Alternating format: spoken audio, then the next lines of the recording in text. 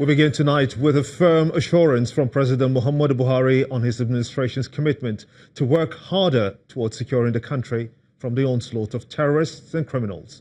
The president was speaking when he received the leadership of the Tijaniya Islamic sect at the State House in Abuja. President Buhari also met with the leadership of the Institute of Chartered Accountants of Nigeria, ICAN. State House correspondent Ibrahim Adra now reports.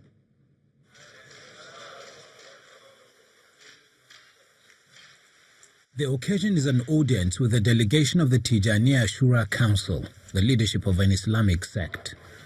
President Muhammadu Buhari takes the moment to give an insight into the working of his government, to continue reviewing interventions and projections on how best to secure the country and its economy. A statement from the President's Senior Special Assistant Garba Shehu quotes President Buhari as saying, his administration will work harder to improve on gains recorded in securing the country from terrorists and criminals and ensuring that Nigerians enjoy a better livelihood by stabilizing the economy. President Buhari also says Nigeria's unity is strong and must be sustained. This assurance is coming a day after the National Security Council says it is concerned by the stockpiling of weapons by some individuals. The president's guests say they stand with him in the quest for a peaceful Nigeria. To pray for the economy of Nigeria, to pray for the goodwill of Nigeria, to pray for security of Nigeria. We have the conviction that there is no permanent solution to the Nigerian problem than prayer. The 54th president of the Institute of Chartered Accountants of Nigeria, ICAN, also led a delegation on a courtesy call. The institute praised the giant strides of the administration in spite of many challenges. While pledging their support, they expressed confidence that Nigeria will be restored to its rightful place in the Committee of Nations. We support government in introducing voluntary access income declaration and also the recent executive order on voluntary offshore assets regularization, and hereby offer to help in any capacity necessary to ensure a successful outcome. The Chartered Accountants made several recommendations to government. ICAN and ANAN are the two recognized by law in this country. We have adequately catered for all fields and aspects of accounting profession. To create other associated bodies is to trivialize professionalism. This is not in the public interest. This visit is coming less than 2 weeks after the Association of National Accountants of Nigeria visited the presidential villa with a pledge to helping governments fight against corruption. From the presidential villa, Ibrahim Adra, Channels Television News.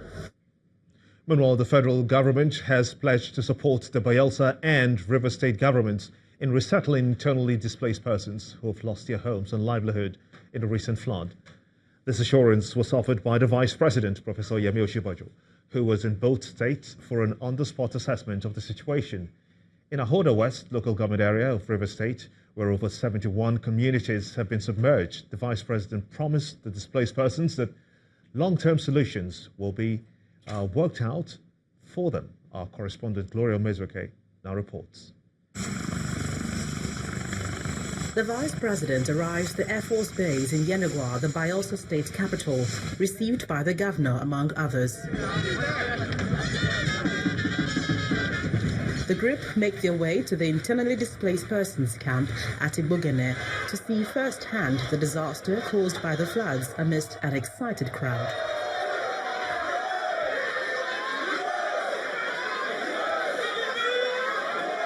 The IDP camp is now home to hundreds of flood victims who are hoping for a turning point through this visit. We cannot take care of the emergency and leave the resettlement. In the next few weeks, by the grace of God, many here will be returning home. And just as His Excellency the Governor has said, so many have lost farmlands and means of livelihood. So we have to assist in providing some means of resettlement. And that is one of the pledges that we are going to make today, that we will support the state government and will support all of you in that resettlement effort, because that's probably even more important. The host governor, Seriake Dixon, underscores the need to do more. Bayelsa will be prepared to collaborate with the federal government and its agencies and donor partners and friends of the Niger Delta, friends of our country, in terms of how we can come up with a long-term solution to this. We are also now thinking how to support them when they have to return back. All their farmlands are gone. From Bayelsa, the Vice President extends his visit to more flood-ravaged areas in Rivers State. Right from early Indigents of Ahoda West narrate the ordeal since the floods began nearly 8 weeks ago. Look at the way we are suffering. Right from early part of September, this flood started. We have been suffering. Look at people. People were falling up and down. You understand? So we only want the federal government to render help to this community. But we are begging government to do something about this flood. As you can see, no food, nothing. We are sleeping on the ground. Amidst the crowd here, Professor Oshibajo gave more assurances. The federal government will give all the support and all the succor that is necessary to ensure not only that you are as comfortable as is possible in the circumstances here, but more importantly, that you are resettled properly when in the next few weeks, by the grace of God, you are able to go back home and resettle. The indigents who now struggle to pick up their lives from scratch remain hopeful that the federal government would provide the needed help as promised. Gloria Umezuke, Channels Television News. The politics now. The PDP vice presidential candidate, Mr. Peter Obi, has appealed to Southeast leaders in Enugu State to support his nomination. Mr. Obi was speaking in Enugu, the state capital, where he met with Governor Ifeanyi Uwai, Ohaneze Ndigbo President General Chief John Wodo, and other party faithfuls. Both leaders commended the vice presidential candidate's achievements, saying his nomination will help address the marginalization of the Igbo race.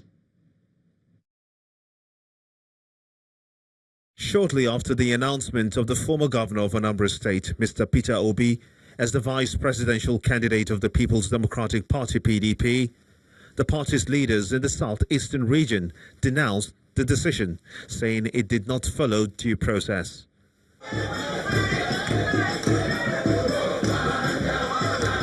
But this did not discourage this party faithful who are here waiting to welcome the party's vice presidential candidate to Enugu State. The former governor of Anambra State is here for what could be termed a reconciliatory meeting with the Enugu State Governor Ifeanyi Uwai, Ohaneze Ndigbo, President General Chief John Wodo, and other party faithfuls in the state. Mr. Obi is seeking the support of his kinsmen ahead of the 2019 presidential election. For me, this nomination is about only elections. We can't continue to say we are not getting this or that, or we're marginalized. These are some of the opportunities to readdress whatever we think is wrong in our position. I have served as governor, so people know a bit of my track record. I'm just here to say to you, I remain one of yours. Everybody knows that I believe in Enugu. At least I pay tax in Enugu. The governor of Enugu State promises to support the candidature of the former Anambra State governor. Peter Obi is indeed an iconic son of Igbo land. By the grace of God, Enugu State is a PDP state. And I want to thank the people of the state for the massive support they gave the party in 2015.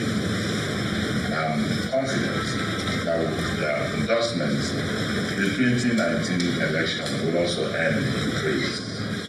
After the meeting, Chief John Wodo revealed that the consultations with the PDP vice presidential candidate will address issues around marginalization of the Igbo race. I am extremely happy to have you here and to see how pleased the Igbo are that your party, the PDP, has responded to our yearnings and aspirations by reacting to our feeling of marginalization in the top echelon of the leadership of our country by nominating you to vie for the office of Vice President of Nigeria. At the end of the meeting, both parties seem set to work together to ensure their party wins the #1 seat come 2019.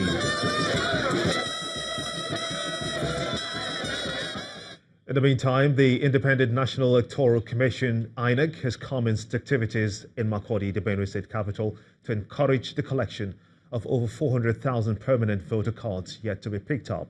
These include taking the campaign through major streets of the metropolis to the palace of the Tei Makurdi. The resident electoral commissioner, Dr. Nentewe Telwada, lamented that out of 1.9 million registered voters in the 2015 elections, only 600,000 turned out to cast their ballots. Benue State recorded a low voter turnout in the 2015 general elections, one of the states with a high voter apathy. If you have Out of the 1.9 million registered voters, only 600,000 voters participated in the 2015 elections, representing 36% of the registered voter population. 3 years after, the number of registered voters in Benue has risen to 2.5 million, with over 400,000 PVCs still uncollected 3 months to the general elections.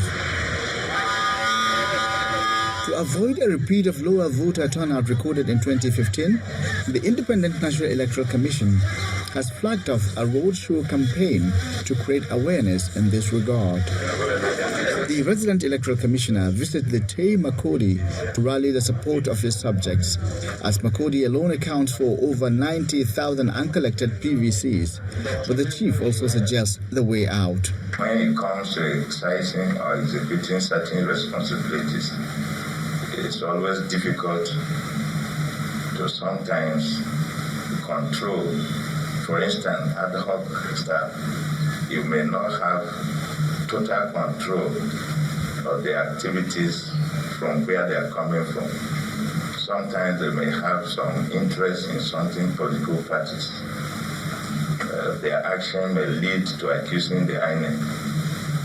And I think it's better in future the government should plan so that the INEC should have staff who will be permanent. The campaign on major street of Makurdi metropolis then moves to the popular railway market, where INEC engaged traders in a one-on-one sensitization exercise.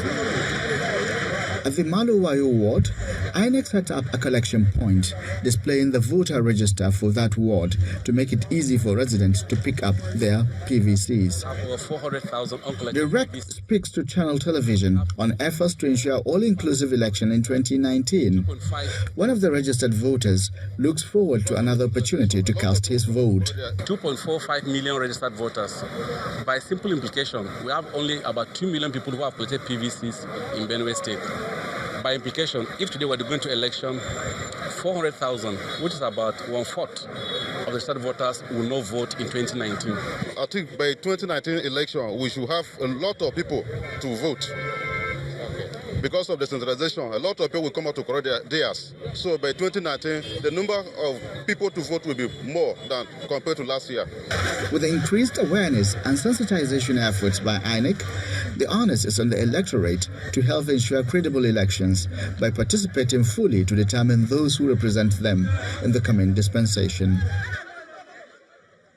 In part two, after the break, Ekiti State Governor Kayode Fayemi promises equity in official appointments amidst protests and allegations of marginalization by Muslim groups.